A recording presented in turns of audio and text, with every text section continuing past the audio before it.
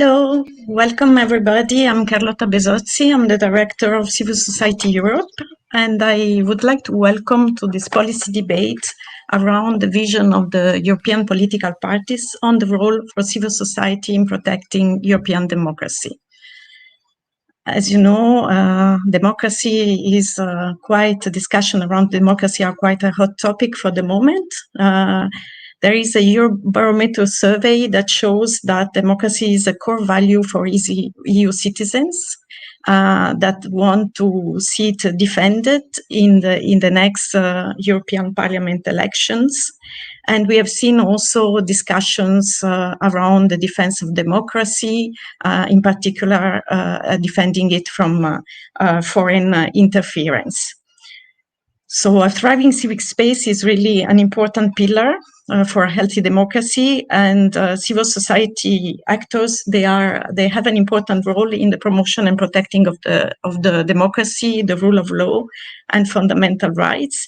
And they also amplify and empower citizens and people around Europe to bring up their concerns and the needs in society. At the same time, they can be an important ally for parliaments, in particular for the European Parliament, to hold institutions and governments accountable and play a watchdog role.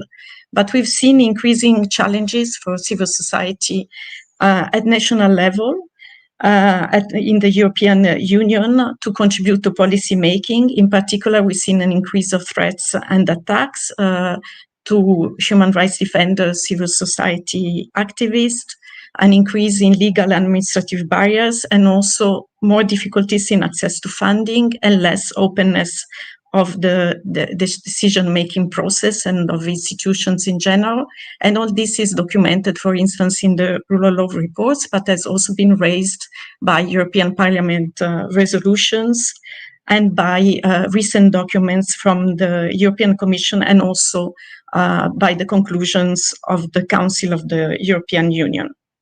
So in the framework of our European election campaign, Civil Society for the EU, we have trying to raise this issue on the role of civil society, and we have a manifesto which is supported by so far 182 organizations at European and national level, which is open also for endorsement by further civil society organizations. It's also possible to join the campaign, and also possible to display your campaign within our campaign, because we want to connect all civil society organizations campaign together. And we, in this context of the debate, we want to actually discuss what are the views of the main political parties on the links to threats to democracy and shrinking civic space in view of the elections, and in the context also of this debate about risk of interference and increasing polarization, but also to see practically what is the parties' visions of what can be done in order to protect and promote the role of civil society and how to counter civic space. I would like also to thank the speakers, the representatives of the political parties, all the leaders that are joining us today. Unfortunately, the Secretary General of the European People's Party was unable to come due to previous commitments.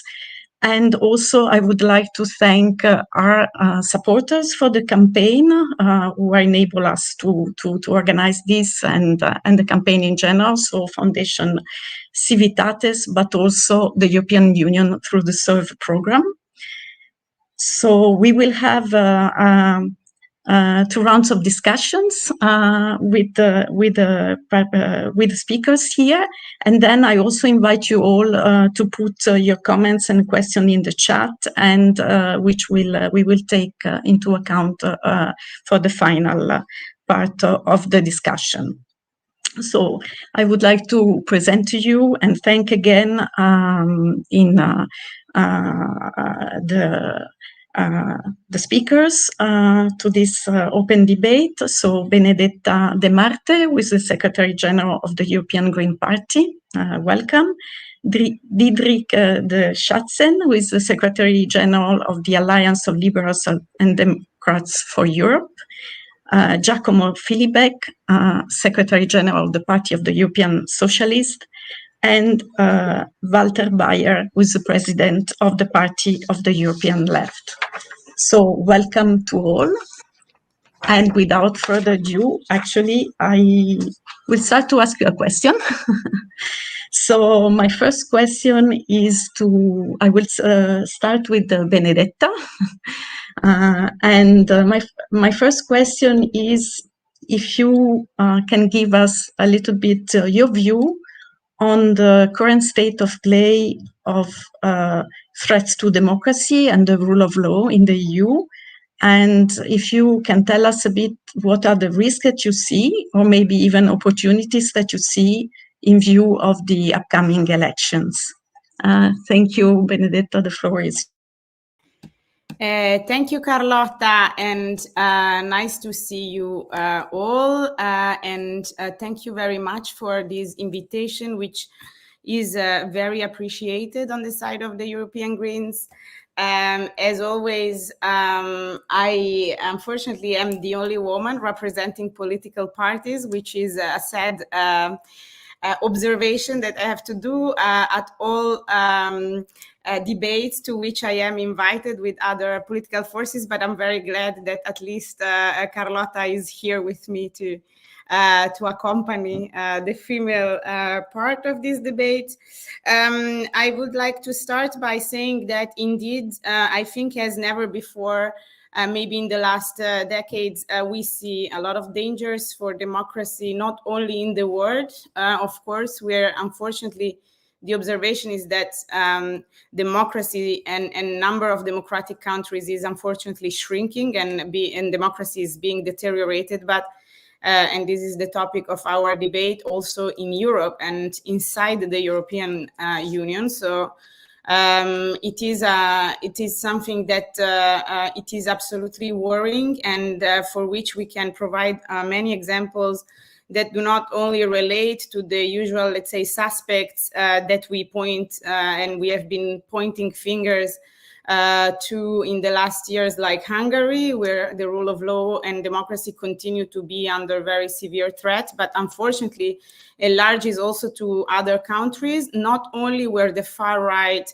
as in Italy, is in government and doesn't avoid any occasion to prevaricate and show, let's say, the power they want to exert and the deterioration of democracy they are looking at, but also in some countries that are considered to be more, let's say, governed by more democratic or liberal forces, as we have seen, for example, with the provision of some protests regarding Palestine in the last months, for example, or as we can see when, for example, we witnessed many attacks against climate activists, while when it is other public that protest, as recently farmers in several European countries and also far-right forces, we see a much lighter, let's say, approach from the authorities. So this is a very worrying sign also of differentiated approach towards different protests, and that's something that we consider very worrying. We have seen in Italy, for example, lately that a man who dared to say long life to Italian anti-fascism was identified very quickly by the police in Teatro La Scala, while these hundreds of people doing Nazi-fascist salutations lately in the streets of Rome have been, of course, been left going with impunity, let's say, and only a few days later, some of them were identified. So just to say that this is the situation is worrying. Of course, it's not maybe degenerating yet, but this is the country and the picture that we are seeing in Europe. And for us, this is, and not to mention even the persecution against NGOs, rescue and saving NGOs in the Mediterranean, because that's another chapter which we can talk about for hours. So this is the picture that we see, and this is worrying, and that's why as Greens we are very, very committed to strengthen our ties with the civil society, which we're already very strong and have always been very, very strong. But in view of these next elections, we have made even further efforts to consult and listen to the civil society through our manifesto process. For example, we have been organizing a listening process with more than 150 civil society organizations twice, in order to make sure that also our goals will be very aligned in many aspects and on many policies. And that's why we are committing very strongly also on disinformation, hate speech, let's say shrinking space for democracy and for activism, dialogue, civil dialogue, structuring. We can talk about it probably in the second part of the debate. But yes, in general, we feel that the opportunity of these European elections, it is to make sure that there is a huge mobilization against the threats that we see in Europe today. The Eurobarometer that you just mentioned, Carlotta, is something that struck me as well, for the numbers of support of European citizens to the defense of democracy, and that I consider very important in view of the next European elections, because it means that citizens observe this deterioration and they want to act. So the role of the civil society in this is key, because, you know, we all know how mobilizing power they have. I maybe stop here because I think I spoke 4.5 minutes. Thank you very much, Benedetta. And I will turn also to Diederik, and maybe you can tell us if you also have the same view within your party. And yes, please. Thank you very much. I'm happy to speak after Benedetta. I think since 4 or 5 years, I said I'll never join a panel with only men. So Benedetta, thanks to you, I'm here. Or maybe not thanks to you, but without you, I wouldn't have attended. So I fully share your point there. I'm not going to tell you civil society is important.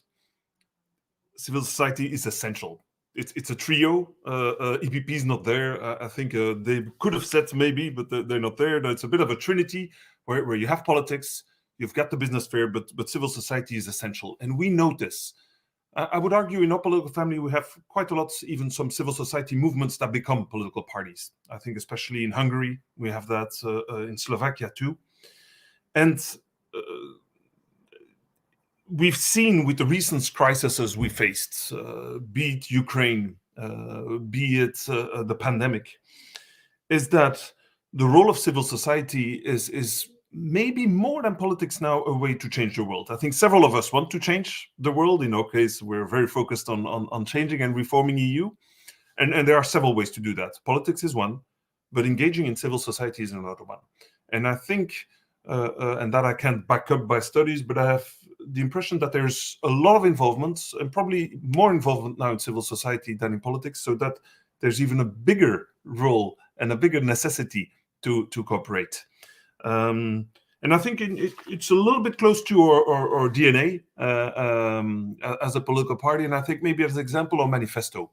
Our manifesto was really open, well, definitely to civil society, but also to individuals. We crossed Europe with town halls where we invited people, some experts on some issues to contribute.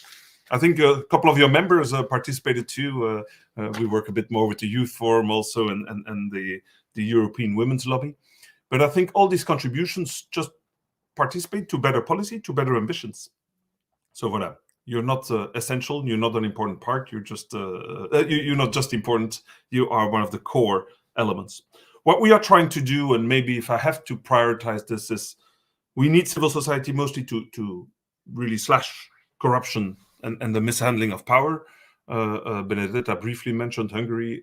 None of us is excited about what's happening, and no rule of law, no money, no European money should be the praxis. So this is something that is really an element of concern. I think we also realized that we need to bring back trust. I think it was a debate of Benedetta and Giacomo were maybe participating, where people say, well, I don't feel it's such an issue, the element of the current scandals we had. I think it has really hurt us, and we're going a couple of step backs. We have to build trust again, and that is really important. And then something you'll hear often from us, but we're not going to change, is that there is a need to reform the institutions, to make it more efficient and more transparent. This element of a veto in the council, it's just, I mean, it's so obvious it's not working that some solutions have to be found there, and will continue. So these are, in short, 3 points where, if we don't have the backing, the support of our third pillar, civil society, then there's no way we can implement any of these things. Thank you. Thank you very much, and thanks also to both you, Benedetta and Diederik, for mentioning also this consultation with civil society, to whom we have also participated, also through the campaign and also through the different organizations. Maybe turning to Giacomo, I would like also to maybe follow up on the same question, but also the issue that was raised about a bit the balance, I think, between the defending our democracy, but also preserving the openness of the institutions, and also in the parliament. So maybe you can comment, generally respond to the question, and maybe bear this in mind. Thank you very much.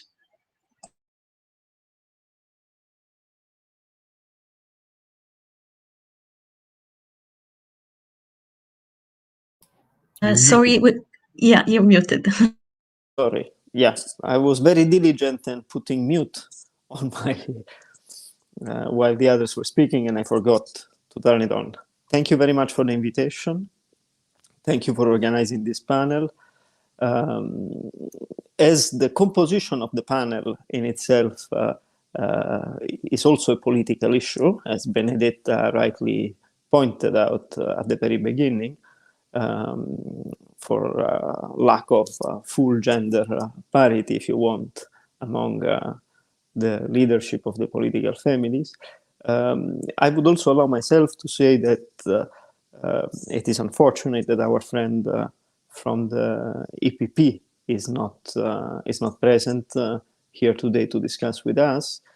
But I would say that even more importantly, we should engage those other political families that are rarely involved in our circle of debate among the main political families. I'm referring to those very political forces that we criticize strongly, precisely for their policies when they are in government, against the very notion of an open and strengthened civil society in their countries.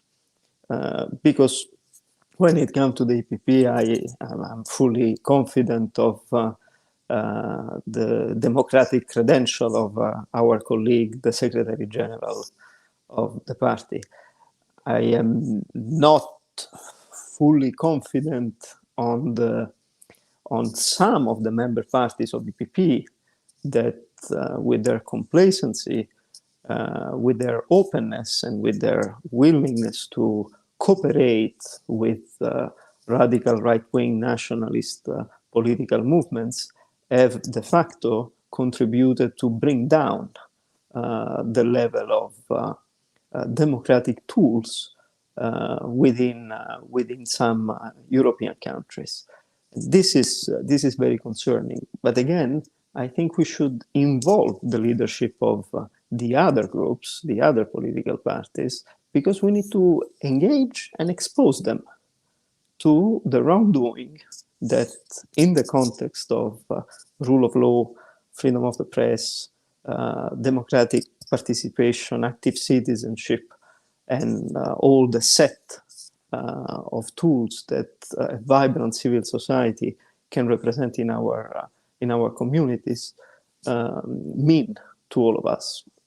So I would just like to really reiterate some of the messages that the previous two speakers have already stated, but it is important that I do it on behalf of PES. And also for a personal history. I have been in a previous life in the leadership of the European Youth Forum, which was the youth platform of civil society, youth NGOs.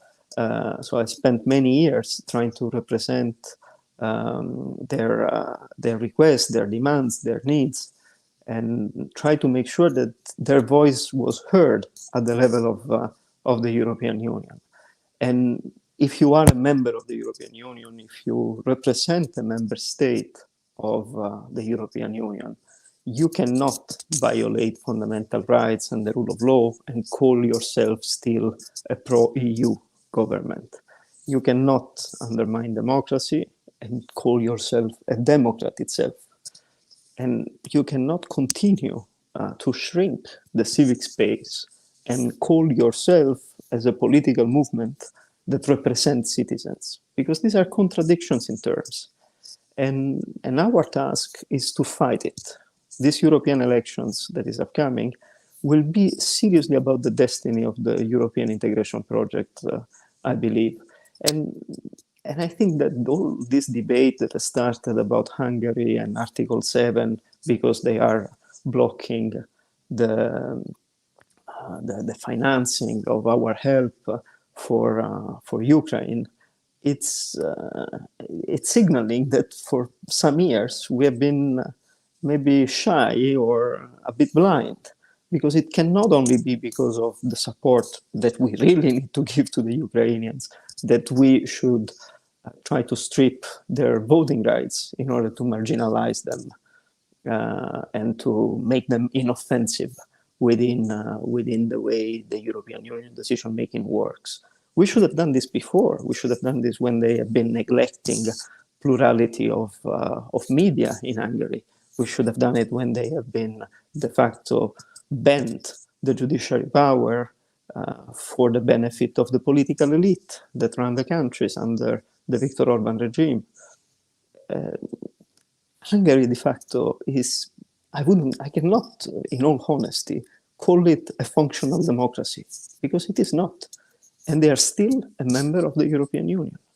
Now, if we see, and I conclude, the example that we are giving also outside of the membership of the European Union, we see that some applying countries to our union, they are not shy either in behaving similarly to the way Viktor Orban does, because they see it's possible. I'm referring to the Serbian government and the elections that just took place a few weeks ago.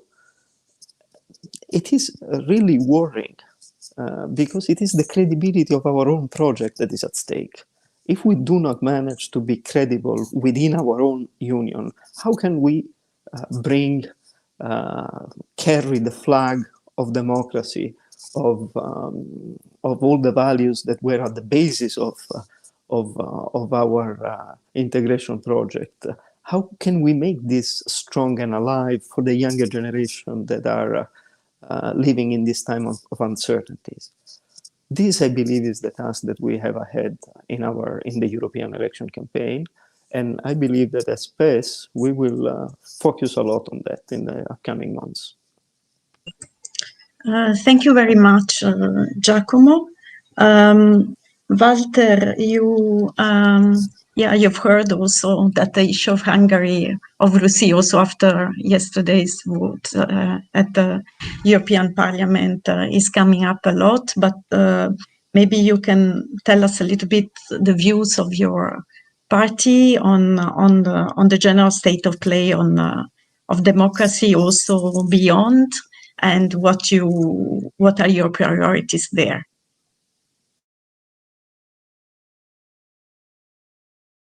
You have to unmute yourself, I think. Yes. First of all, thank you very much for having me. I appreciate this opportunity for a dialogue very much. And I agree with what was said about having also the colleagues from the EPP in our panel, because it would worth to ask them how come that democratic parties more or less now open the gates for cooperation with far-right parties. I would also like to ask my French colleagues how come that in the French Parliament and National Assembly the Macron majority, together with the far right, adopted immigration law, which is shameful, really shameful for the entirety of the European Union, and politically harmful in the way that it normalizes, it banalizes the threat which is coming from the far right. So I would say there is a lot of dialogue required in this respect.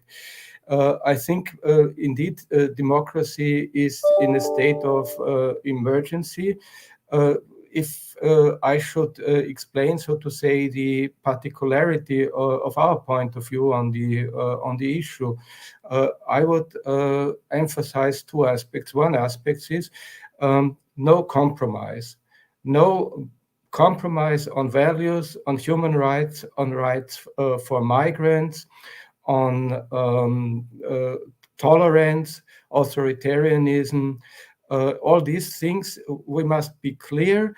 And the idea of fighting the far right by partially integrating their agenda in the agenda of the so-called normal center is a catastrophic decision.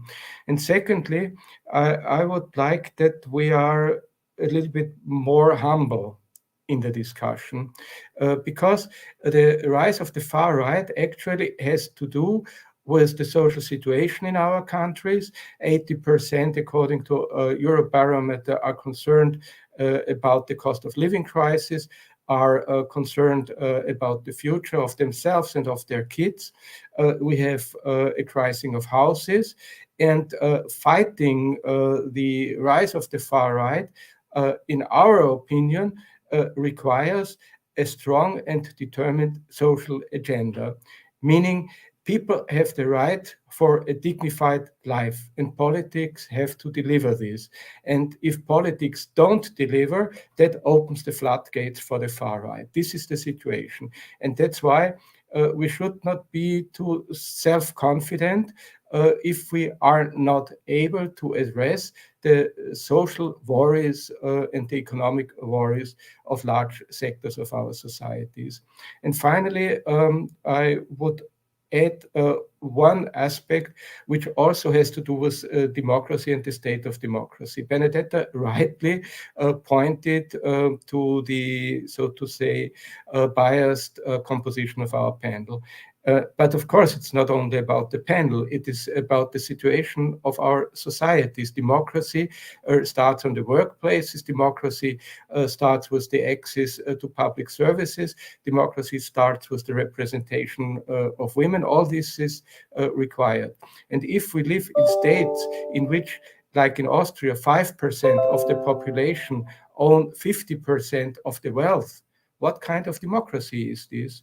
Or if we have a situation in which 5 or 6 families, companies, own more than 50% of the media outlets, all these are aspects which harm the image and the credibility of democracy, and this must be changed. So what I want to say basically is, if we want to fight the far right, we have to do a lot of homework in social and political aspects concerning the realities of our societies.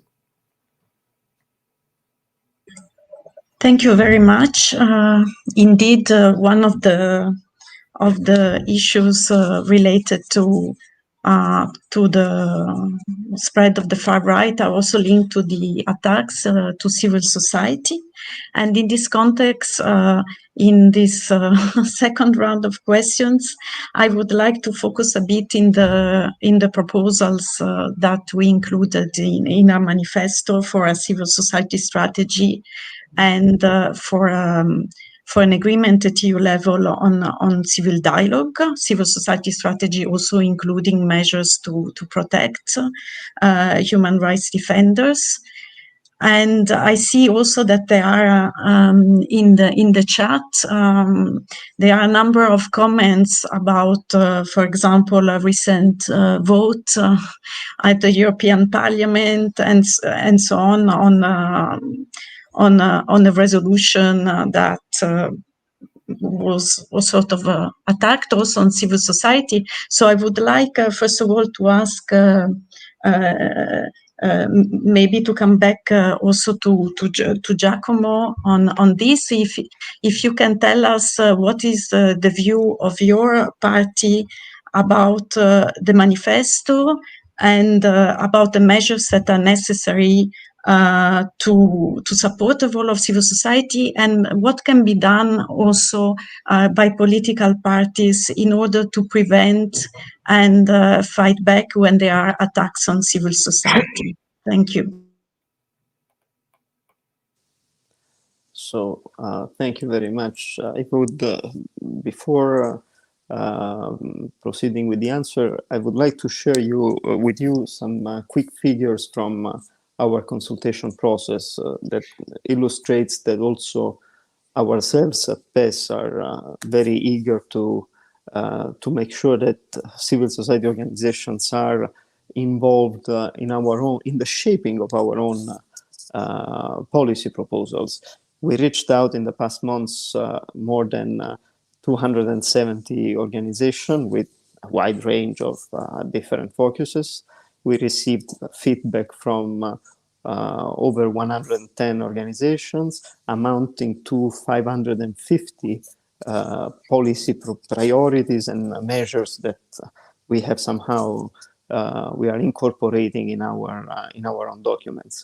We have already met in person with more than 80 organizations so far in Brussels and in Europe. And with our third round of consultation later this month, we will once again try to reach the broadest range of representatives from civil society. What I would also like to say, though, is that, and this starts to answer the question, is that the partnership with civil society cannot be something that you do only electorally. It cannot be something that happens only during election time. It has to be a long-term partnership between political parties that believes that civil society plays an important role and that constantly involve them together with the trade unions in our meetings, in our gatherings. It's something that should be part, at least it is part for PES, of our daily practice. We consider this a truly strategic partnership.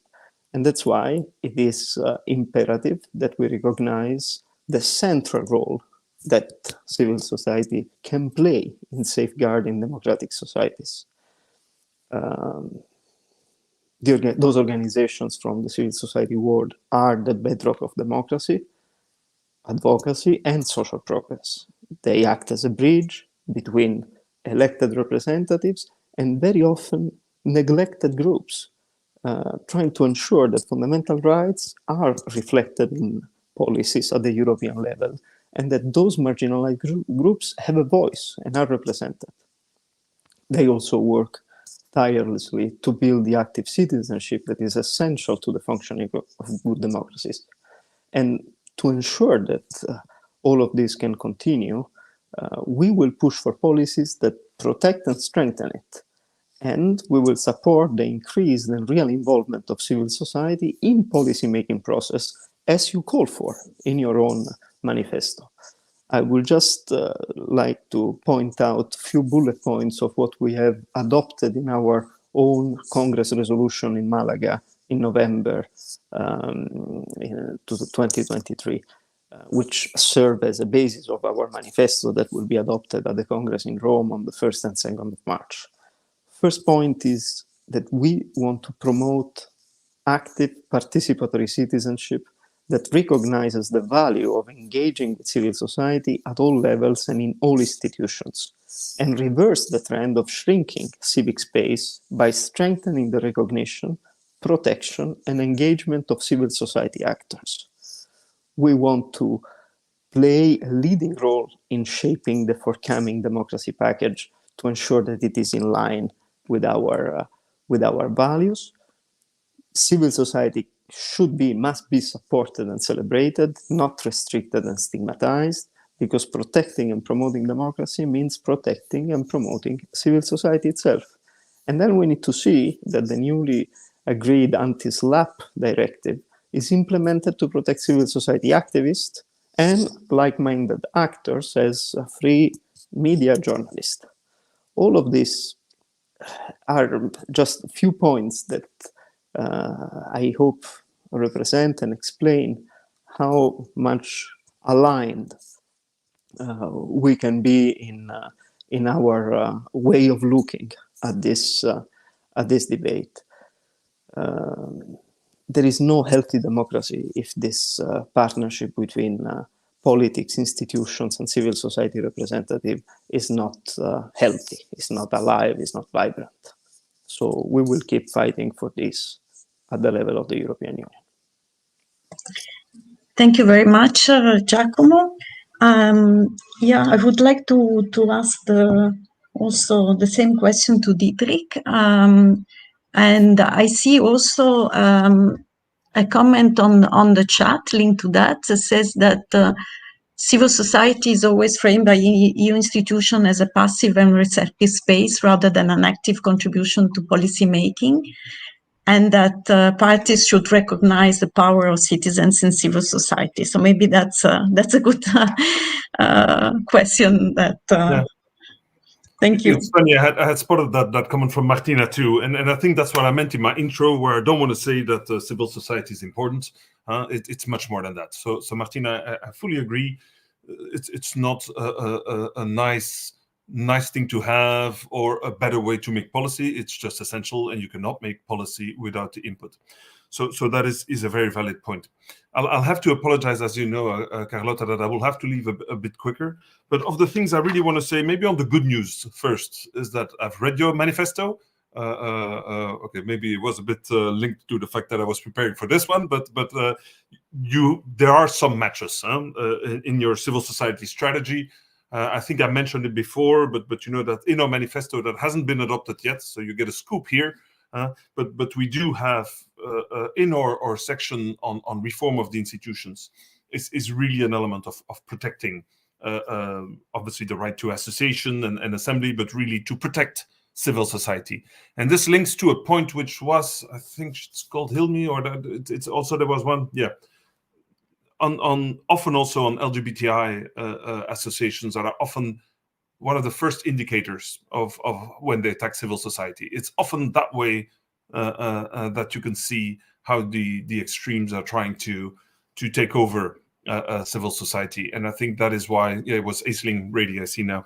And so I think, yes, this is an indicator, a scary indicator, but it starts with attacking minorities, the LGBTIQ community, and that is when it's nearly too late, but that is when really actions are definitely needed. I like the element of a civil dialogue agreement. There, I have to say that there have been initiatives before. It's not always been super successful. I'm thinking about initiative, even petitions but I think we shouldn't give up. And I think one of the approaches there is indeed, let's use the tools that are existing. And maybe these elements of civil society, sorry, I forgot the name, which is why it's the new legislation allowing us to submit questions to the Commission. Disregarding, what I meant to say is that there are some tools there. They're not perfect yet. In your manifesto, you come with proposals. But maybe as a way of concluding this particular part, just like we care about, and I think it's what Walter said too, just like we care about gender representation, as we did at the beginning, we should care about political representation to make sure our political opponents are also at these discussions now. We should always make sure that systematically a representation by civil society. I think this kind of answered the question, Carlotta. I'm sorry if I switched a bit outside. And again, I'll apologize that I'll have to leave a bit earlier. Thank you, Diederik. And indeed, Walter, maybe it's your turn to address this question, and also maybe if you have a concrete proposal of how to bridge the gap between citizens and the political parties, but also citizens as in their collective engagement. Often, I mean, the Commission always, somehow we see recently that there is a lot of focus on individual participation of citizens on a very short term, but we would like, citizens and people at large in Europe to be more engaged through also their collective and in a long term. So, what are your concrete proposals there?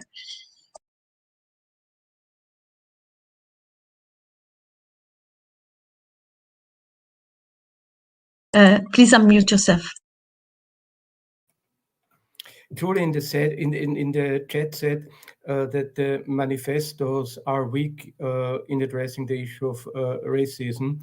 I was not aware of that, but as far as the manifesto which the European Left Party will publish soon is concerned, we are very strong in this regard. There is no space for compromising about human rights of the refugees, about the respective UN conventions. First of all, it's about humans, and secondly, it is one of the barriers against the far right.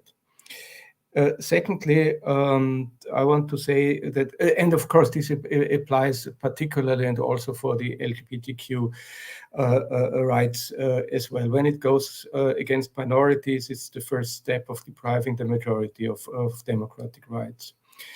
Generally saying, I believe that civil society is the oxygen of politics, and we need more oxygen. That's why we support your agenda on creating safe spaces, on defending people who stand up for civic rights and human rights, on creating dialogues and urging the European institutions for a more decided and determined approach. Since I should talk about the particularity of our point of view, I believe that civic society is the most important instrument giving voice to those people who don't have voice in the political play. And to a large extent, these are the socially and economically disadvantaged. So I would like to see civil society being very much engaged in the struggle for the rights of the disadvantaged.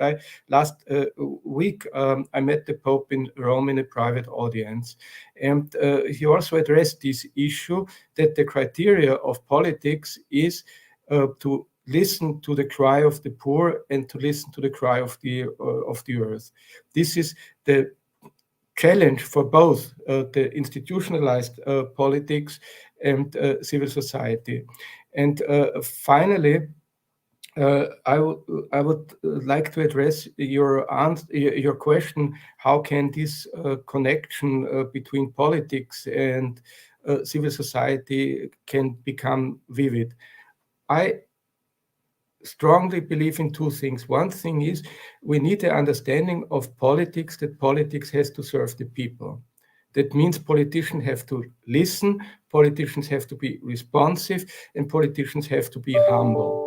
And secondly, I think that the way in which civil society mostly can affect politics is social movement.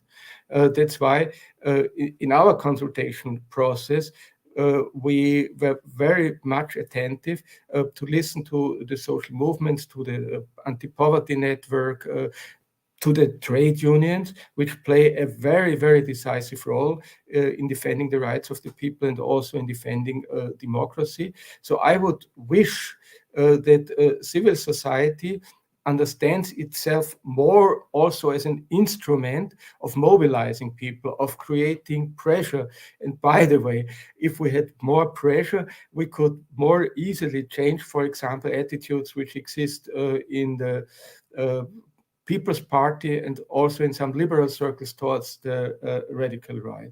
Organizations which are dealing with refugees, for example, play an immense role in fencing in the far right and not allowing them to intrude even civil society. Thank you very much also for presenting the challenges for which civil society works on, and of course the importance of different forms of civil society. And yes, turning to Benedetta, actually, I would like also to have your view on concrete proposals, actually, to make sure that that civil society can be really heard and listened to. We speak about civil dialogue, for instance, and also make sure, somebody in the chat also said we have to make sure that this value of civil society is not just seen as an important value by party leaders, but permeates throughout the party and their representatives. And maybe also because I know you've been in one of the issues that came at the beginning of the chat about the adoption of the People's Report, maybe you can also come back on that and what you think happened in the parliament and how we can prevent that in the future. Thank you. Yes, thank you, Carlotta. You touched upon many of the things that indeed I wanted to comment on after also seeing this very lively chat. I also think indeed that one thing is what you write in your manifesto, and then the other one is how you follow up with legislative action. So when it comes to our manifesto, I think I will not spend a lot of time because our policies are super aligned with the manifesto of the Civil Society Europe in terms of civil society dialogue, also EU mechanism to defend activists and civil society, and so on, funding issues, reporting of the harassment in a dedicated way. So we have a lot of policies in common. Policy proposals, which I think stem also from the fact that the Greens, I don't know how to say, already have the structured dialogue with the civil society that we wish to extend at the institutional level, but we already have it both in the parliament and at party level, of course, in respect of our specific roles, but we have a very strong link. So that's why I think also our manifestos are very aligned, and also the policies of our parties at national level are very aligned when it comes to this. But indeed, as I was saying, one thing is what we say and one thing is what we do. And I wanted to comment on the People report and on the absence of EPP here today without wanting to be too nice. I think this report was a scandal since the very beginning. We managed to push back in 2017. This year, we didn't manage to push back, and unfortunately, it has been adopted. You know, the Greens, we are never unconstructive, so we tried in the parliament to improve the report as much as we could. And I think a lot of things have been achieved also thanks to the cooperation with colleagues from the left, the socialists, and the liberals to a certain extent, to try to really decrease the stigma that this report wanted to put on the civil society and on NGOs in the original intentions of the EPP. But of course, still we found it impossible to vote in favor of, which I cannot say the same for some of the colleagues and some of the groups that are here today represented by their respective political parties, and we think it's a pity that in the end this week it's been adopted. We of course voted against, also indeed in a strong cooperation with the civil society. We tried to make amendments, as many of them passed, so we are happy that at least we managed to avoid the worst, but we are very worried also.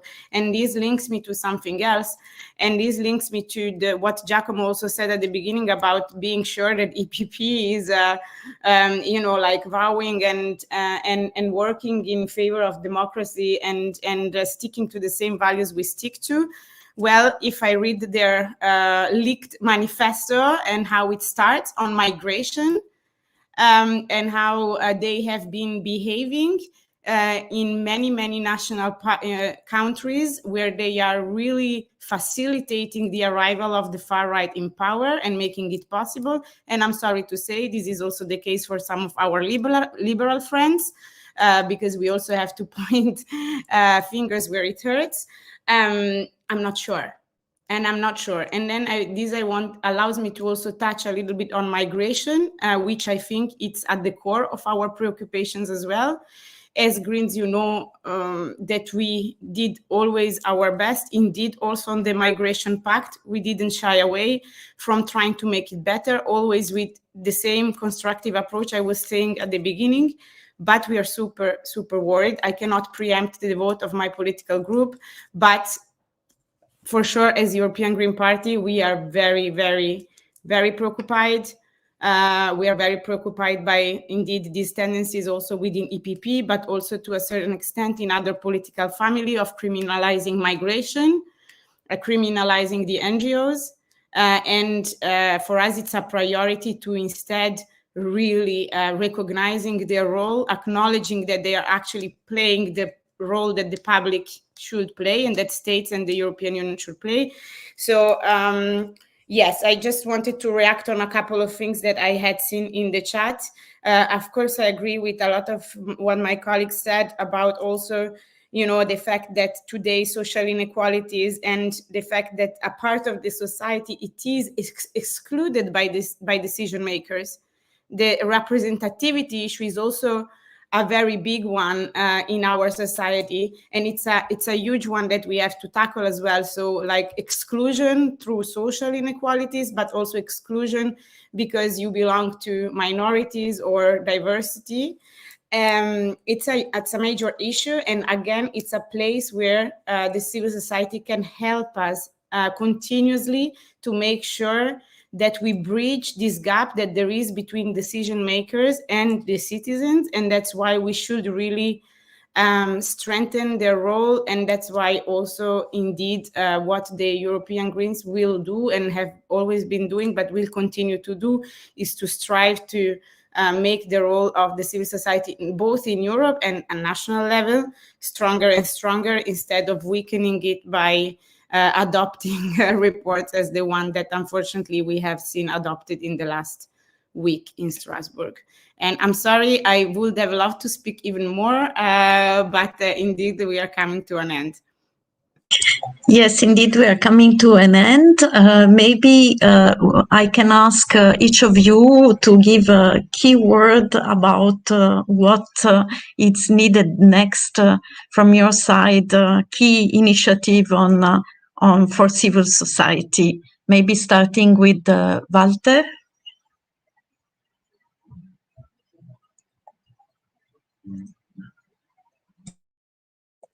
Please unmute yourself.